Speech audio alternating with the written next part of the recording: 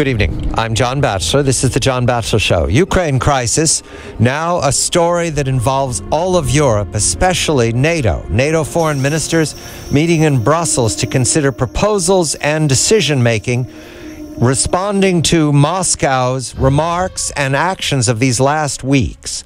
I begin with the headlines from right now. NATO officials do not see any important or significant shift of Russia away from Ukraine. That in response to questions, because within the last 24 hours, the news from Germany that Russia had moved some troops away from Ukrainian border.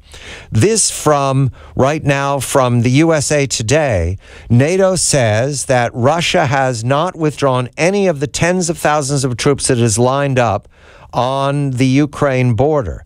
In response to this, we have a report that NATO right now is considering sending representatives to Ukraine, military instructors. This announcement from the NATO Secretary General, Anders Fogh Rasmussen. In addition, we have the news from, I believe this is Reuters, that NATO suspended all practical cooperation with Russia on Tuesday in protest of the annexation of Crimea.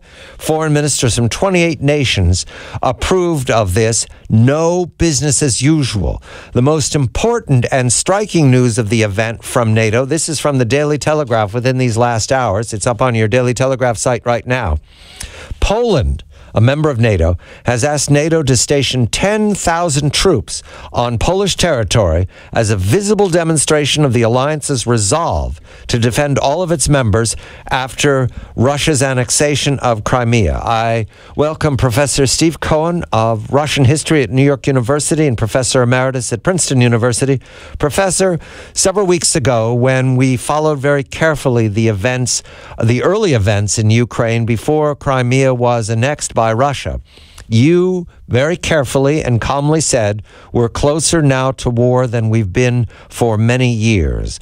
You also said that night, I recall, Steve, that it would be foolish, I believe that's the Cohen word, foolish of NATO to advance troops near Ukrainian border.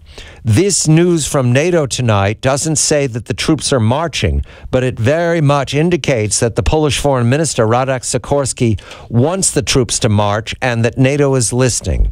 Is this what you concerned all of us with several weeks ago? Good evening, Steve. John, let me do something unorthodox on the radio. It'll just take about 30 seconds. I just put at thenation.com a new article called Cold War Again, Who's Responsible? It'll be in the Nation magazine on Thursday, but it's already on the web. And the article begins, I just want to read you 3 sentences.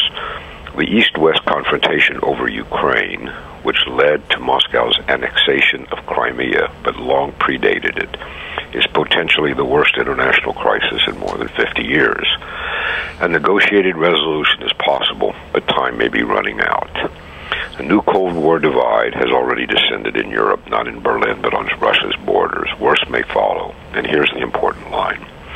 If NATO forces move to Poland's border with Ukraine, as is being discussed in Washington and Brussels, Moscow will probably send its forces into eastern Ukraine. Right. The result would be a danger of war comparable to the Cuban Missile Crisis of 1962. That's what I said on your show. I always try to work out my thoughts in my articles on your show. You're my first draft, maybe my best draft. But let's evaluate this report. I hadn't heard that.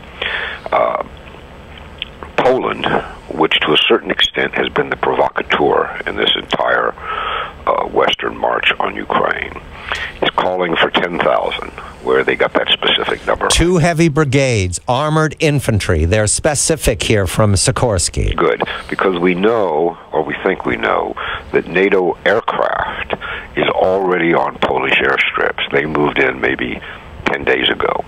I said on your show, I don't know whether those aircraft are there just for show or whether they're there to provide potential air cover for ground troops that might come. So, Poland's calling for 10,000 troops to enter Poland. Right. Poland shares a border with western Ukraine. I still think that if those 10,000 troops, or any NATO troops of any magnitude, move to the west Ukrainian border with Poland, the chances are high that Russia, Putin, will send those Russian troops on the border of eastern Ukraine and Russia into Ukraine. I mean, that would be the worst scenario. And the footnote is there was some decent news reported by a Moscow newspaper late night, because it's 8 hours later in Moscow, that in fact Secretary of State Kerry and Russian Foreign Minister Lavrov were coming to closer and closer together on an agenda for negotiations. But the danger here is that Brussels, NATO, Poland are the tail now wagging the dog of war between the United States and Russia.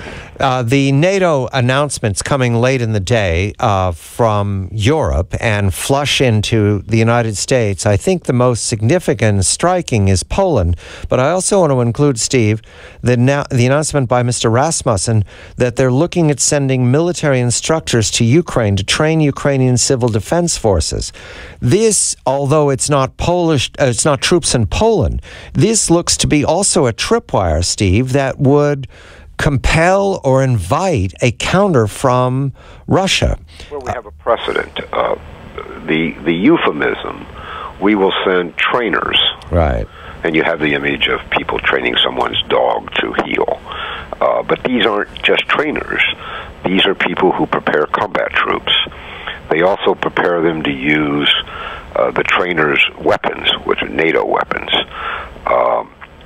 The precedent, we did that in the former Soviet Republic of Georgia.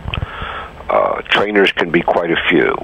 Usually the operation is run out of the American embassy, as it was in Georgia, where there's a very large military and CIA command post. And it led to, depending on your interpretation, or contributed to, the Georgian-Russian War of 2008, which, if we think about it, was a proxy war between the United States and Russia, because Russia was fighting American-trained and minded Georgian troops. That was a sideshow compared to the potential in Ukraine, which is a large country in the heart of Eastern Europe. So these two things you're reporting. Now, let's back up and be careful we're not overreacting. NATO hasn't said, yes, we're going to do what Poland asked and send the troops to Poland. And the minders that are supposed, the trainers who are supposed to go to Ukraine would probably be Americans. That would have to be authorized by the White House. There's a mystery hanging in the air, John. I'm not a big conspiracy buff, but why at the very moment that we get promising news that Russia and the United States, through their foreign ministers, are nearing an agreement for a sit-down negotiated settlement, do we get this bellicose war rhetoric coming out of Europe and out of Poland in particular? Is it designed and timed to sabotage these negotiations? It's only a question.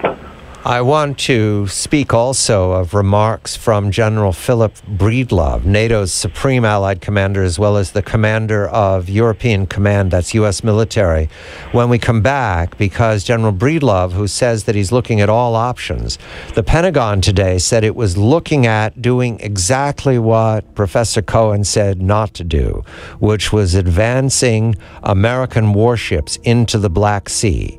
Not only troops in Poland, not only trainers in Ukraine, not only advanced fighters to Poland, but also American warships to the bathtub of the Black Sea in the face of the Black Sea Fleet off Crimea. I'm John Batchelor.